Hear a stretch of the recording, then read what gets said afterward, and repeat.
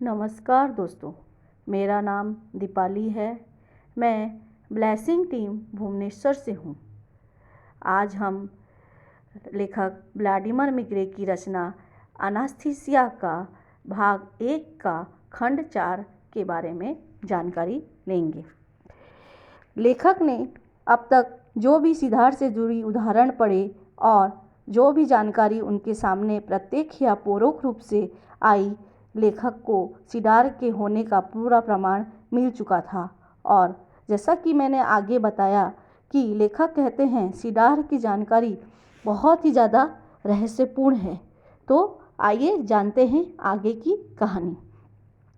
लेखक ने जब पुराने किताब पढ़े तब उन्हें एक और उदाहरण मिला। लेखक के अनुसार एक राजा थे जिनका नाम था सोलोमन, जिन्होंने एक और राजा हीराम के बारे में लोगों का अलग अलग विचार है। कोई तो उन्हें राजा कहता है, कोई उन्हें सोलोमन के राज्य का ही एक नागरिक बताता है। तो हीराम से राजा सोलोमन ने लेबानन का सिदार मंदिर के निर्माण के लिए लिया और बदले में उन्हें अपने राज्य की 20 राज्य को दे दिया। यह आश्चर्य की बात नहीं है तो और क्या है? यह आश्चर्य है या रहस्य सिर्फ कुछ लकड़ियों के लिए 20 राज्य देना। और इतना ही नहीं, उन लकड़ियों के बदले में सलमोन ने अनुरोध किया था हीराम से कुछ लकड़ी के कारीगरों को मंदिर निर्माण के लिए, और वह कारीगर सोलोमन को मुहैया कराए गए, जो कि बाद में मारे गए। लेखक इन्हें इमारती लकड़ी के लोग से संबोधित करते हुए कहते हैं, वे किस तरह के लोग थे जिन्हें लकड़ियों के बारे में इतना ज्ञान था कि वो सिर्फ अच्छी लकड़ियों का निर्माण करते थे निर्माण कामों के लिए। और लेखक ने सुना है कि दूर टाइगा में अभी भी वैसे लोग पाए जाते हैं। तो 2000 साल पहले यह ज्ञान तो बहुत साधारण था और हर किसी के पास था। फिर राजा ने उन कारीगरों को क्यों मार दिया?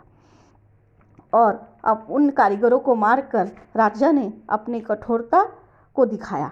मंदिर बन गया, सेवाएं वहां आयोजित होने लगी, और फिर अचानक से एक बादल उस मंदिर में प्रवेश कर गया, जिसकी वजह से मंदिर का पुजारी मंत्री के सामने खड़ा नहीं हो पाया।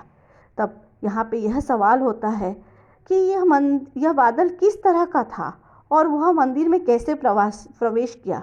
यह एक तरह का ऊर्जा था, नकारात्मक ऊर्जा, एक आत्मा थी, या इसका सिद्धार्थ से कुछ संबंध था, या फिर यह एक पाप का बादल था जो मंदिर बनने से पहले उन कारीगरों के साथ की गई थी। कुछ लोग, पुराने लोग बताते हैं सिद्धार्थ अपने अंदर कुछ हीलिंग ऊर्जा रखता है, और यह ऊर्जा अपने अनुपात में बढ़ती जाती है जैसे जैसे देवदार का पेड़ अपना फैलाव टुंड्रा की जंगल की ओर करता है।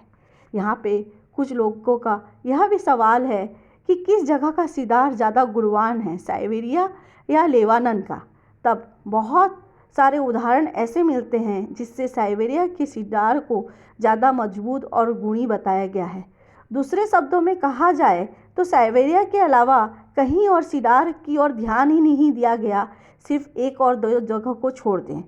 पिछली शताब्दी और वर्तमान में साइबेरिया के देवदार के लिए एक ही राही है, एलेना इवानोवना रोएरिच, जिसने अपनी पुस्तक जीवन की नैतिकता के बारे में प्राचीन परंपरा का उल्लेख करते हुए बताया है कि प्राचीन खोरासन में परंपरा के अनुसार राज्य अभिषेक के समय सिद्धार्थ के फलों के रस को एक प्याला में उपयोग किया जाता था। उसे जीवन का प्याला या देवदार का चरण कहा जाता था, और यह खोज ड्यूडस एल्स नामक एक राजा ने किया था देवदार का पीछा करते हुए। बाद में आत्मबोध की कमी की वजह से इसे रक्त द्वारा प्रस्थापित किया गया, जिसे जोस्टर की आग से संबोधित किया गया, और इसी आग की वजह से यह परंपरा खत्म हो गई। और तब लेखक सोचते हैं कि यह जोस्टर की आग का परिणाम है कि कुछ भी संरक्षित नहीं किया गया वर्तमान दिनों के लिए। और क्या साइबेरिया के पुराने लोगों को इसके बारे में कुछ पता है? और इन्हीं सभी बातों ने लेखक की एक पुरानी याद को ताज़ा कर दिया जो लेखक पूरी तरह से भूल गए थे। और इस पुरानी याद की ताज़ा होते ही लेखक ऊपर से नीचे तक पूरी तरह हिल गए।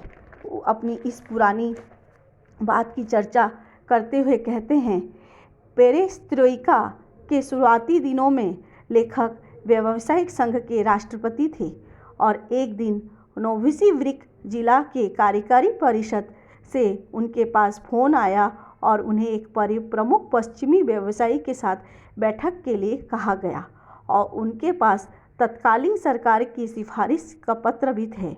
और उस बैठक में कार्यकारी सचिवालय के कर्मचारी के साथ साथ बहुत सारे भी व्यवसायी मौजूद थे।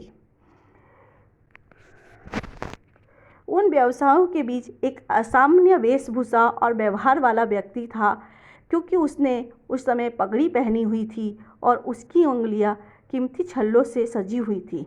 उस बैठक में चर्चा का विषय हमेशा की तरह विभिन्न आबादी के क्षेत्रों में अपने व्यवसाय को किस तरह बढ़ाया जाए पर केंद्रित था। उसी समय उस पगड़ी वाले व्यक्ति ने कहा कि वह लेखक के व्यावसायिक संघ से सीडार के फल को खरीदना चाहेगा। जैसे ही उसने यह शब्द बोले, उसका व्यवहार पूरी तरह बदल गया। उसका शरीर और चेहरा कठोर हो गया और उसकी पैनी निगाहें एक तरफ से दूसरी तरफ चली गई, जैसे वह वहाँ मौजूद लोगों के हाव भाव और प्रतिक्रिया को अध्ययन कर रहा हो। लेखक यह घटना पूरी तरह स्वीकार करते हैं और कहते हैं वह सोच रहे हैं उस आदमी का व्यवहार सीडार का नाम लेते ही इस तरह क्यों बदल गया। इस आधिकारिक बैठक के बाद मॉस्को के कुछ लोग और कुछ व्यापारी लेखक के पास आए और उनसे अकेले मिलने का अनुरोध करने लगे और उन्होंने लेखक को एक गोपनीय प्रस्ताव दिया और उन्हें देवदार के फलों का वितरण करने को कहा। और उसमें लेखक का एक व्यक्तिगत प्रतिशत था, उसके साथ साथ आधिकारिक कीमत भी था। मतलब दोस्तों, लेखक को आधिकारिक कीमत के साथ साथ कुछ व्यक्तिगत या पर्सनल परसेंटेज भी उसमें मिलता। उन दिनों देवदार के फल को तेल में परिवर्तित करने के लिए तुर्की भेजा जाता था, इसलिए लेखक ने उनसे कुछ समय की मांग की। लेखक बताते हैं, उन दिनों लंदन के बाज़ार में सब चीज़ों का कीमत तय होती थी और उस समय सीडार के एक किलोग्राम तेल का रेट था 500 रुपया। और उन्होंने जो प्रस्ताव लेखक को दिया था उसने लेखक को रोमांच से भर दिया। उन्होंने लेखक को 1 किलोग्राम तेल के लिए $2 से $3 देने का प्रस्ताव दिया था लेखक को। लेखक एक व्यवसायी को तैयार करते हैं जिसे वो वारसा से जानते थे और उससे पूछते हैं क्या वह इस तरह का उत्पादन करके सीधे उपभोक्ता तक बाज़ार में ला सकते हैं और क्या हम उसका उत्पादन विधि जान सकते हैं। तब 1 महीने बाद उन दोस्त ने उन्हें जवाब भेजा कि कोई रास्ता नहीं है, हम उसका उत्पादन विधि तक कभी नहीं पहुंच सकते क्योंकि इसमें कुछ पश्चिमी शक्तियां भी शामिल हैं, इसलिए इसको भूल जाना ही बेहतर है।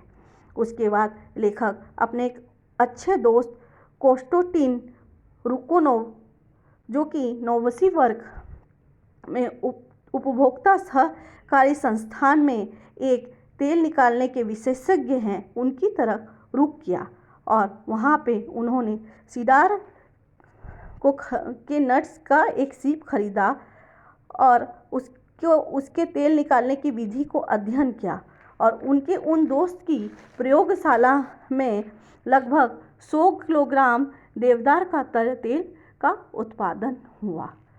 अब तक के लिए बस इतना ही दोस्तों, नमस्कार।